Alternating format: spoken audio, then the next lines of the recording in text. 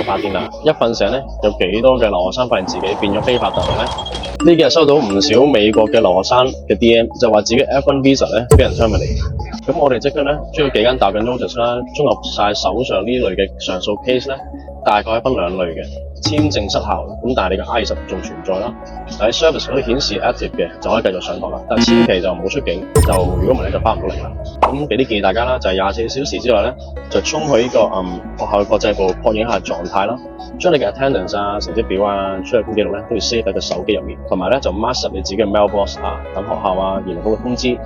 咁第二種咧就比較危險啦，就係你嘅 F1 同你嘅 service 都俾人 terminate，咁即係話你已經冇咗合法停喺美國嘅身份啦，仲要係咧冇咗60日嘅緩衝期，就會建議係點咧？交你嘅I-539恢復翻你嘅身份啦，準備你嘅 I-20同埋寫封解釋信，就講下你嘅身份點解俾人中斷咗。最後就遞交埋你過往學習記錄啊，同埋合法停留嘅證明。咁啊期間咧就避免出境，準備你嘅 Plan B，例如就係轉校咯。第二就係選擇自動離境再申請簽證。咁走之前咧一定要揾 DSO 登記離境記錄啦，避免就觸發3年或者10年嘅入境禁令。咁離境之後可以重新面簽啦。咁既揾一啲專業機構啊、律師幫手執料。咁咧呢段時間咧都係處理呢個 F1 嘅終止嘅高峰期。